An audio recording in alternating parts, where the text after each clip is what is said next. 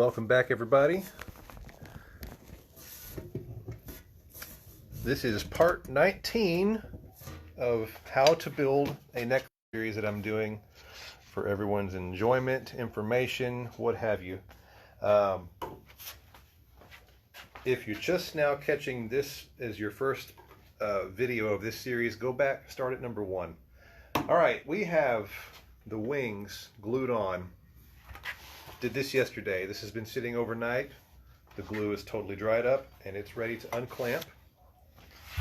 Put this where you can see just a little better. There's my American flag on the door. It's a bit rainy outside today, so I'm going to do things a little bit differently, and that's okay. It's good to be able to adapt. Instead of opening up the garage door and flinging dust everywhere when I go to level the front and the back of this, I'm going to do it inside, and we're gonna enjoy what I call nature's confetti. It's going to get dusty in here.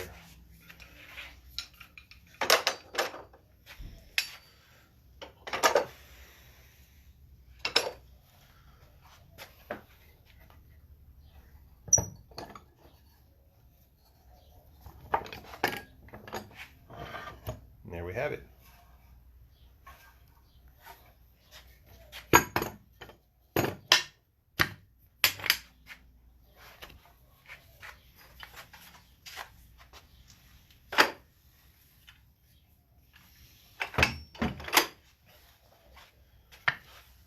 I did have some questions about the glue. This is Titebond 2. This is the water resistant stuff. Works really well. And I get this question a lot. Aren't you worried about the glue not sticking?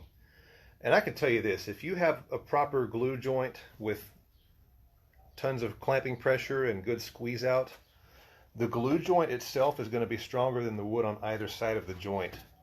Meaning if I were to take a sledgehammer to this and start trying to knock one of these wings off, the joint will hold much longer than the wood on either side. So this walnut would probably crack just on the other side of the joint before the actual joint broke loose. So this wood glue is very tough stuff. Now we have some things to deal with. There's a little bit of a ridge here and a little bit of a ridge on the top, and what we're going to do is level that out today. Obviously we're going to trim the tail. I'm actually going to do that first.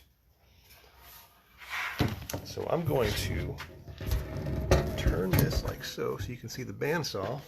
Get on my dust mask and let's begin.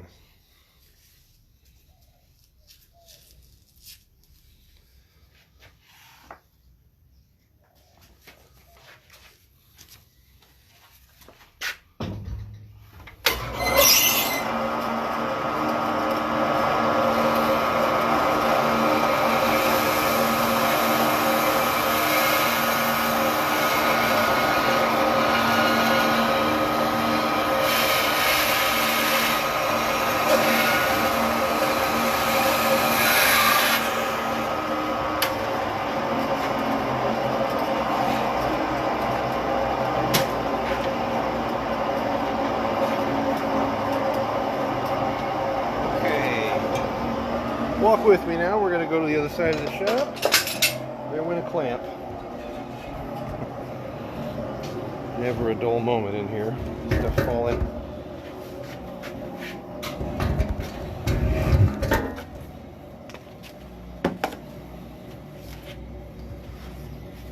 Alright.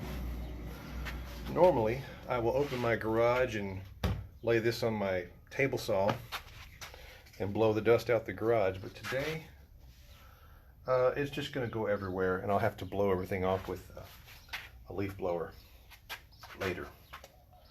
First thing we're going to do is level the top here. There's a lot of different ways to do this, a lot of different tools or machines you can use. I have grown very comfortable with using an angle grinder, and it takes off material fairly quickly with just a very light touch, and then I'm going to go over it with a random orbital sander, and I'll be checking it with my leveling beam, my straight edge rather, and we're going to do the same on the back and get a front and back surface that's nice and level. So I'm going to begin with that, starting with the front.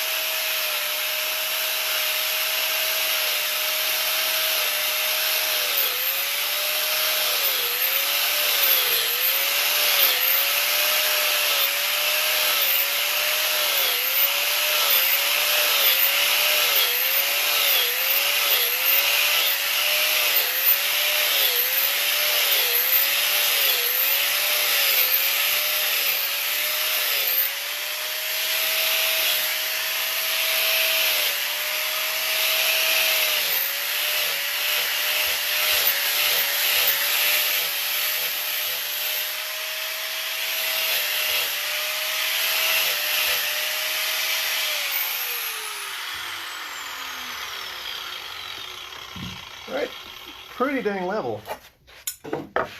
And putting the straight edge over the top, I have very minimal amounts of leveling to do later with the sander. So we're going to call that side good. We're going to flip it over.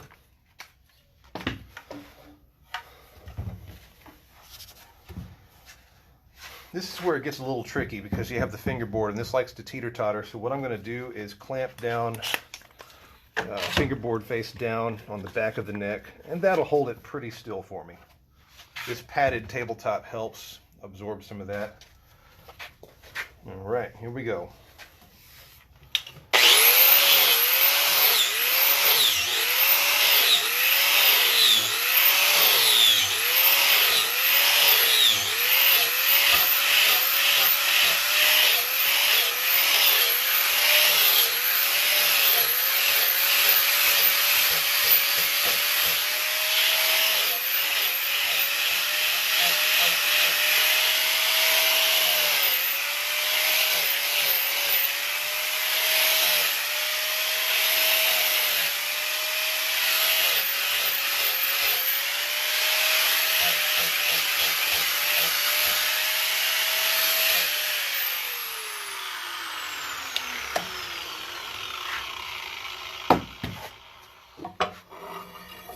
All right, again, very close. We're not going for CNC perfection at this point. Now we're going to go back and we're going to level the front, take down any little high spots, even out any low spots with the random orbital sander, check it as I go. A lot of this I do by feel. You notice I'm stopping and just feeling. A lot of times that'll tell you what needs to happen, but then you can also take any sort of a machine straight edge, ruler, measurement device and check it. Where did here it is.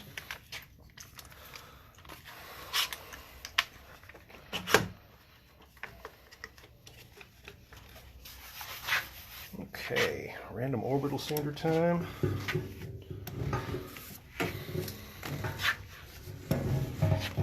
Let's see, we're getting tangled up around my stand. Let me position something here. Let's try this.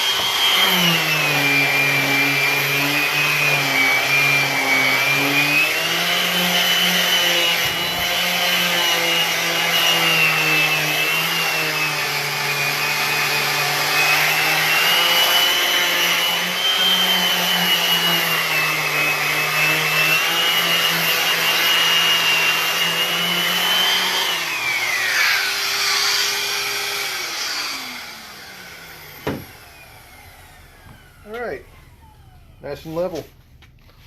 We're going to flip it over, do the same thing to the back.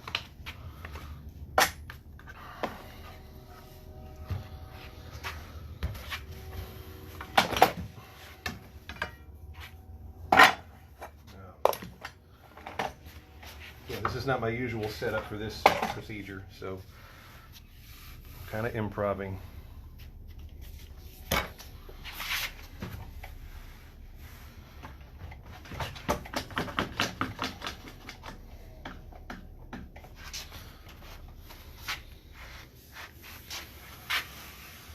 Let me find out what needs attention on this. So maybe pretty level on the back. It's not going to take much on this.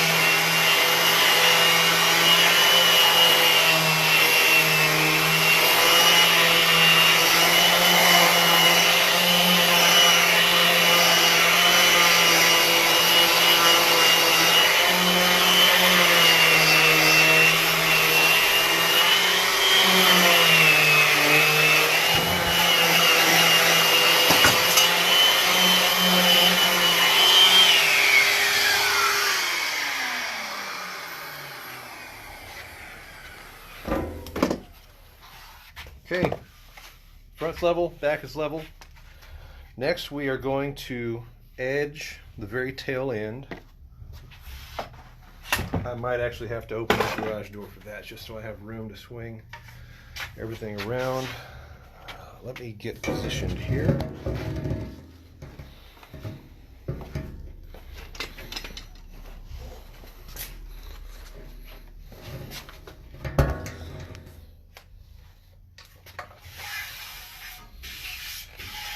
The edge sander, probably one of my most useful machines in this shop. All right, set that there. Yeah, I'm going to have to open this, so give me one sec.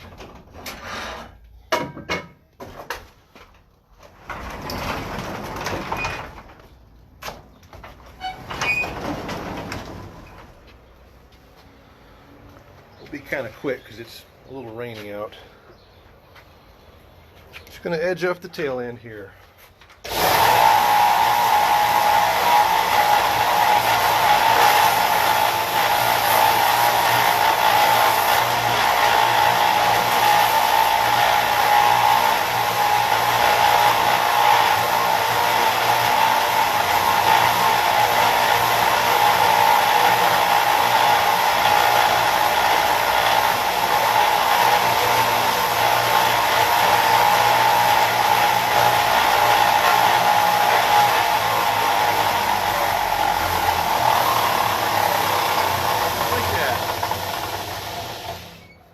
Just like that.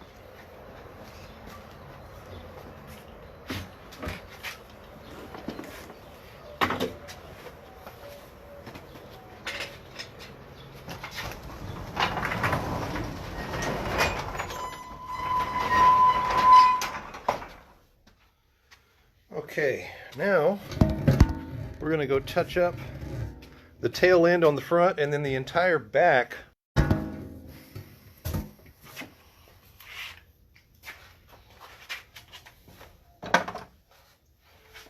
Let's see, here you are.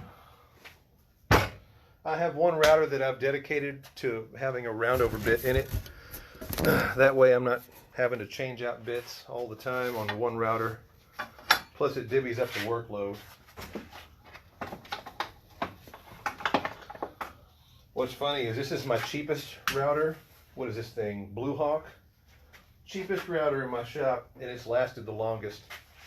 I've had this thing for almost 6 years.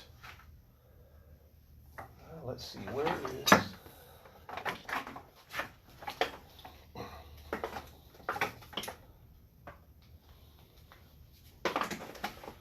All right.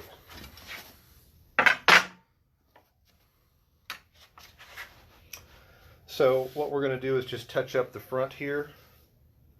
Obviously we're going to define the round over on the tail where I just edged that up.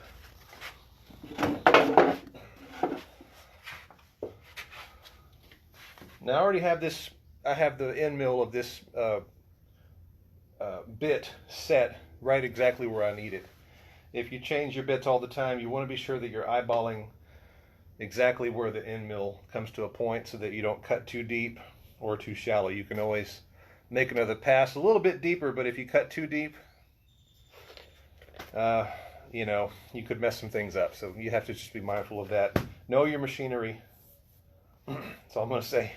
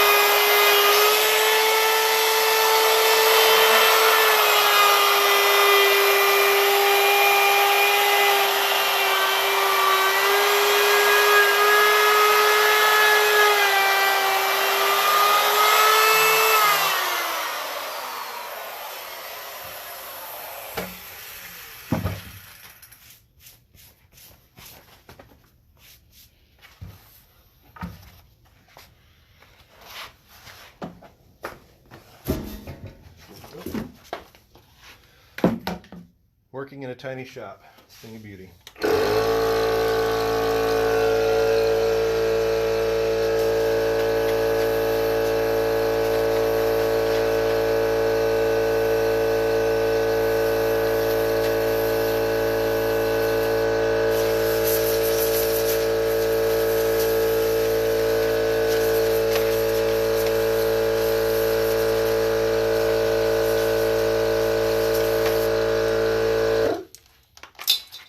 Okay.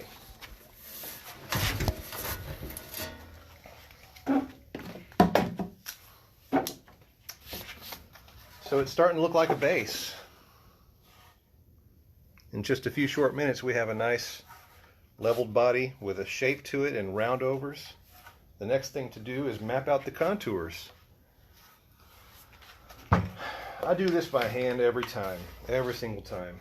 I don't have templates, patterns that I trace. I just do it the same way every time.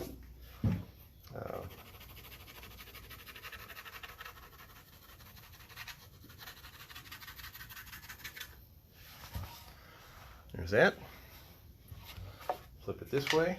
We're going to map out the belly contour.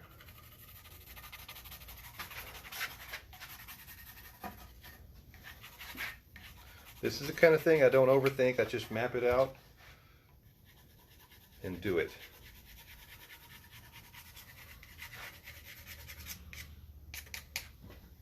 Turn it over to the front. The arm contour.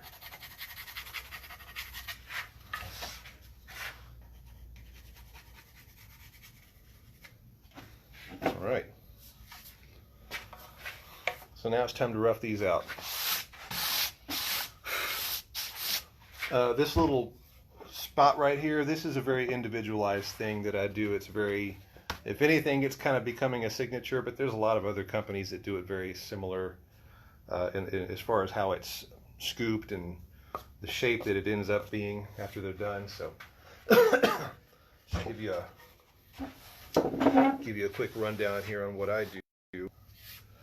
Let's get creative. How will we clamp this down to this bench?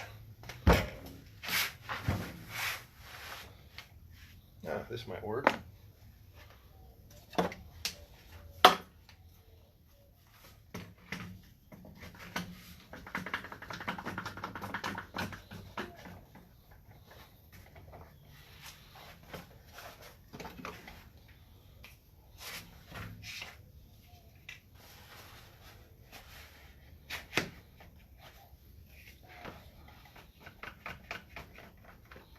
All right. Oh, now this is quite silly. Now I can't get to where you are, so let me duck down underneath. It's comical how large of a space I went from to how small of a space I went from back in October. Where to put this? I'll tell you what, I'm going to do it this way. We're going to set it over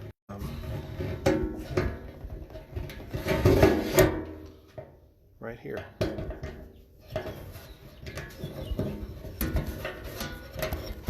And there's the work. All right.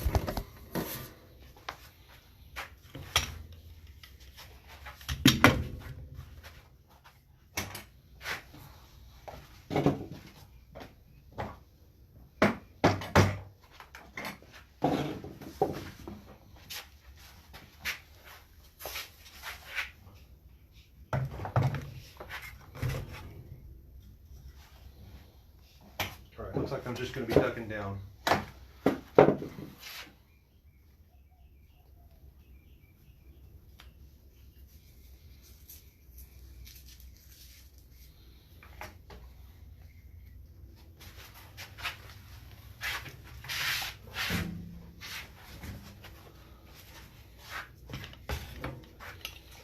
I used the grinder to rough this out.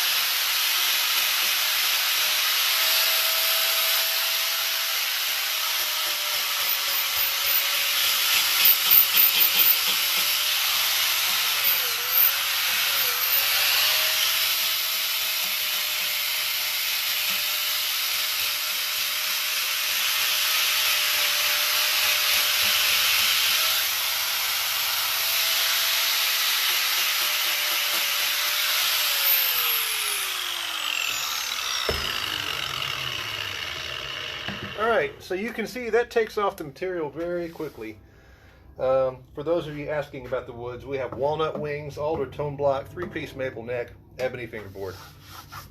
That used to take me hours because I would sit there with a chisel and just chisel away, and then I'd use scrapers and a series of different arched files and rasps, and you know, it really felt like I was being a true craftsman at that point. But then when I had more than 10 bases to build at a time, it became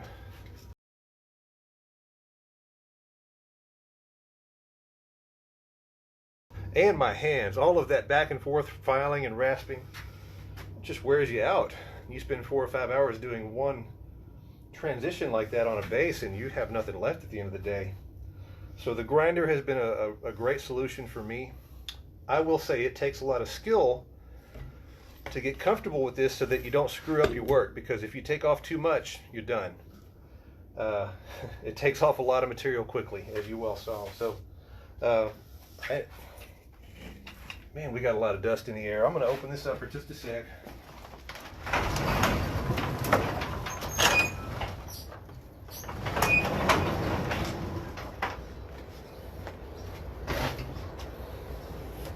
Going to kick on some fans.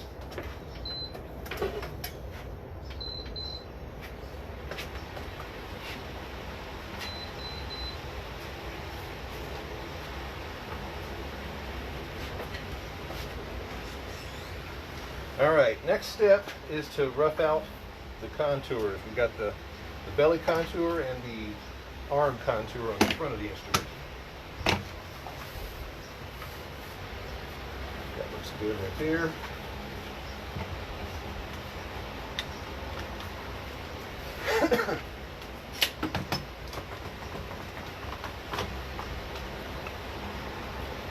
And I'm going to use the grinder for this too.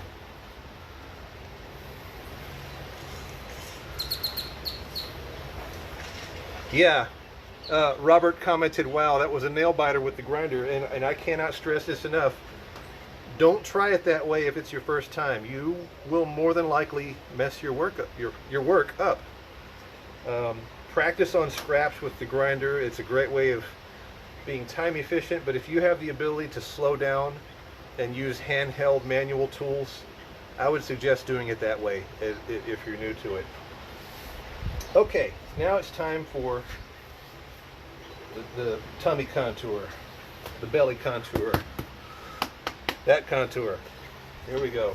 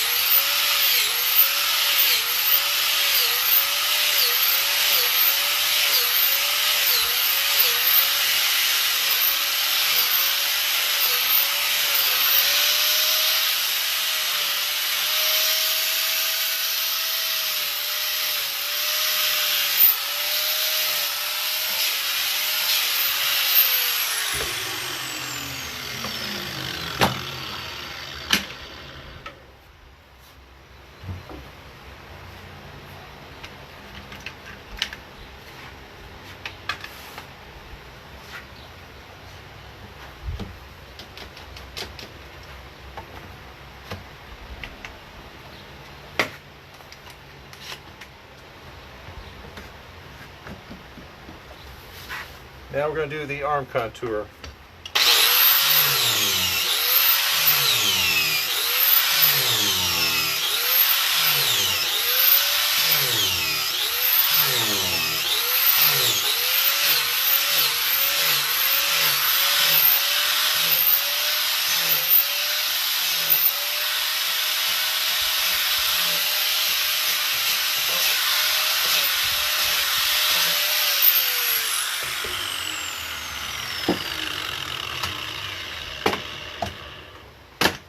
Right, so now we have this, and this. It's all roughed out. The next step is some hand carving.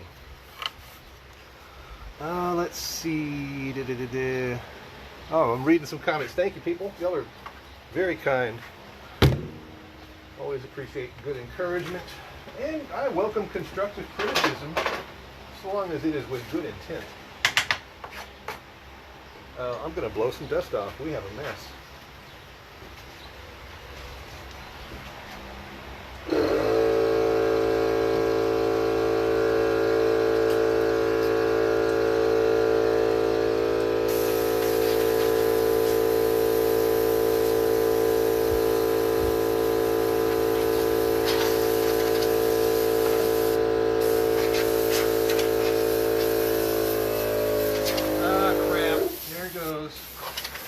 That's what happens when you have a battery-powered, cordless air compressor. All right, I'm going to put that on the charger.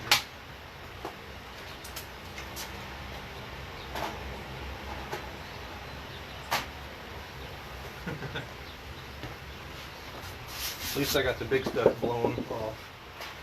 All right, let's come over this way.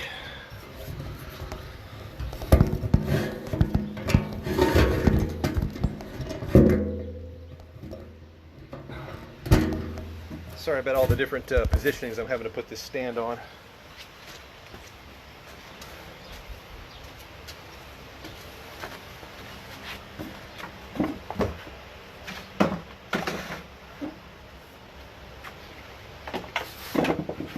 All right. Next step is some hand carving. We have to get what we roughed out truly defined before we start sanding. So I'm going to get in here on the back. Hog out some of the excessive material that does not need to be there.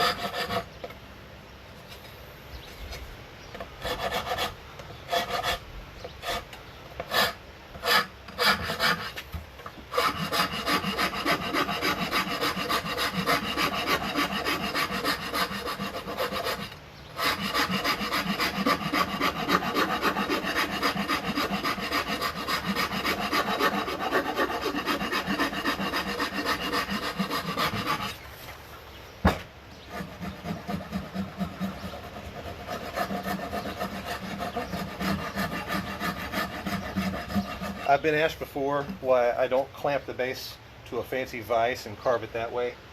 I like to hold it in my, against my torso and get anchored that way, because I'm constantly moving and turning, looking at the way the light reflects off of the different surfaces, so I can really key in and pay attention to those lines and those curves and those contours and be sure that everything looks very deliberate and has flow to it.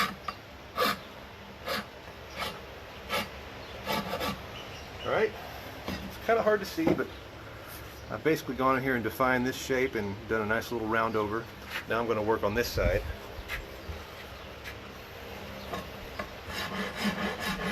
And again, I'm constantly turning, looking at angles, back and forth, just being sure that everything is visually connected how it needs to be. It's hard to describe exactly what I'm looking for as I'm looking at it. At this point, it becomes instinctual.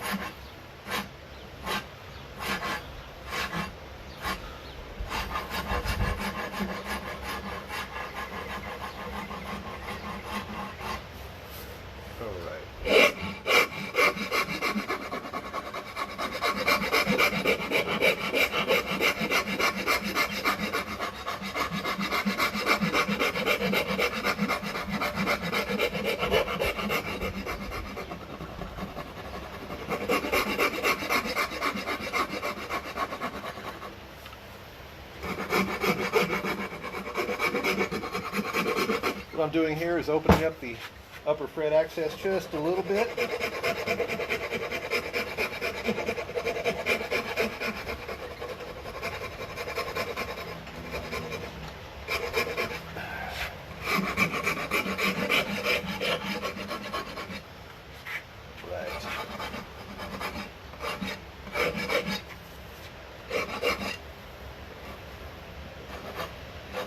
That is looking just about right.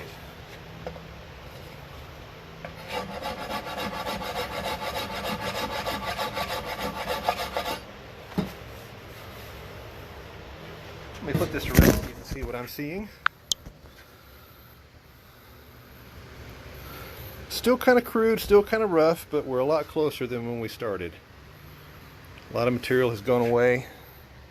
A little round over.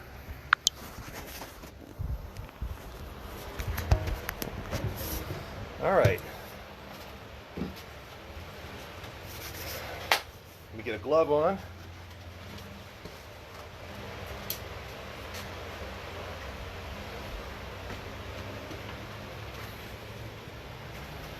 I am going to go to some 80 grit just as soon as I can find my box of sandpaper.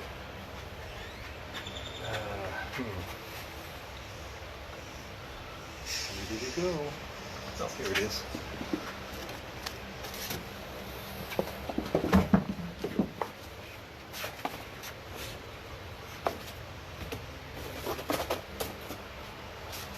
Use some sticky back 80 grit, and I just take this and fold it in half like a little half circle there.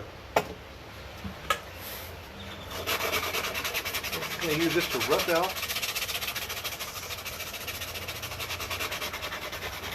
and get all of the machine marks, the file marks out. And I'm bearing down pretty hard.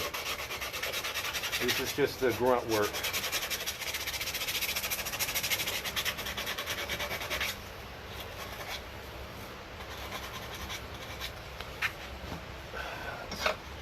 Rat tail file, define this round over just a little bit more. This is a much finer file, so I can touch it with this one and then hit it with 80 grit, and we're good.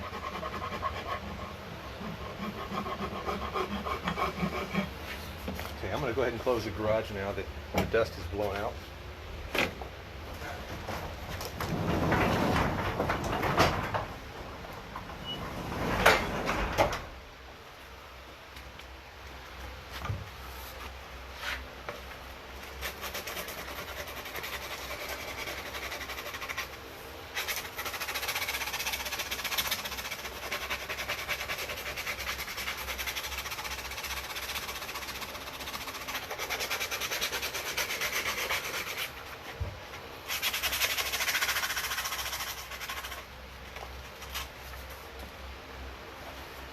Clean up some of the glue along the side of the fingerboard here. Just using a razor blade to scrape that off.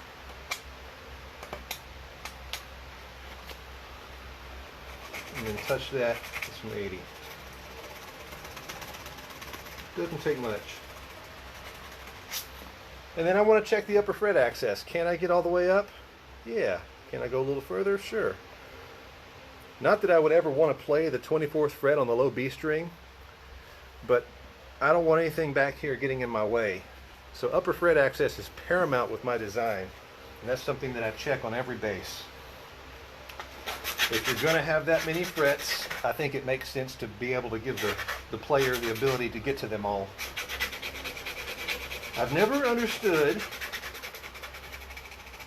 why basses out there that have X number of frets make it to where you can't actually get to them all. I think that's silly. I'm not angry about it. It's just an observation. All right, this fun little micro rat tail file. I will use this little guy to get right up in this little transition. I'm gonna gradually sneak up on it with this one.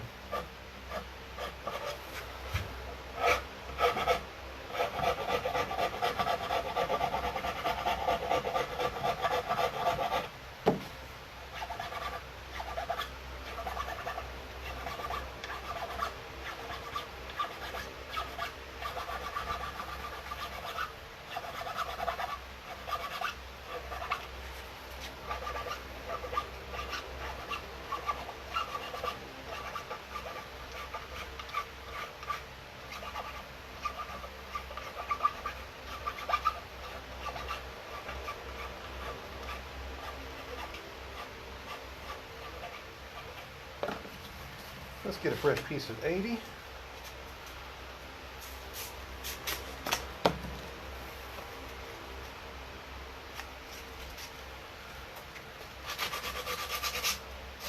And we'll just go right around that little round over.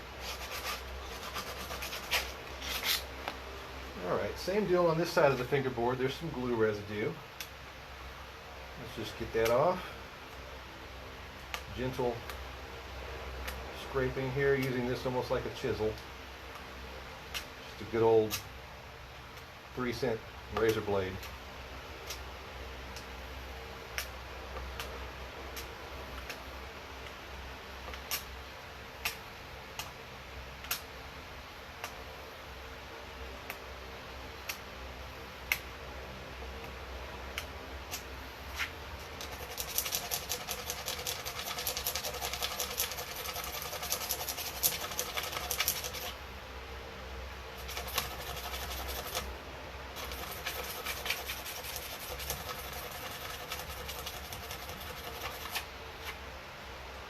Work. I've got a motion light above me that I need to just turn on so that it's permanently on when I'm working.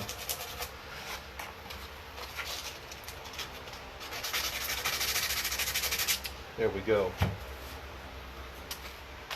Small detail here on the corners of the fingerboard. I'm going to make those to where they're not sharp. I'm going to take a block with some 120 grit. It's probably worn down to about 220 at this point, and make a circular angled arched pass on each corner here, not to distort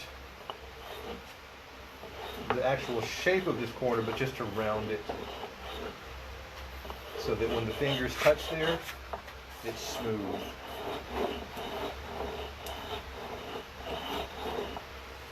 And I say when the fingers touch there. It's not a matter of if.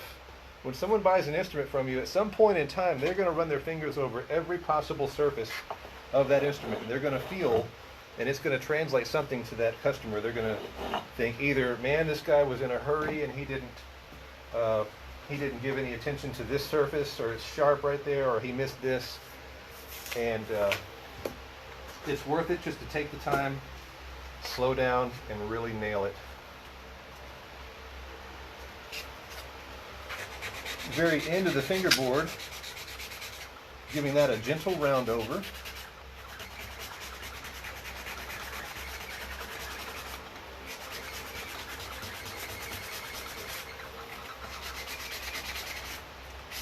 Just like that. All right, now we're going to take the random orbital sander and rough sand these areas where it can reach. It won't get to everything, but that's why we come back and sand it by hand.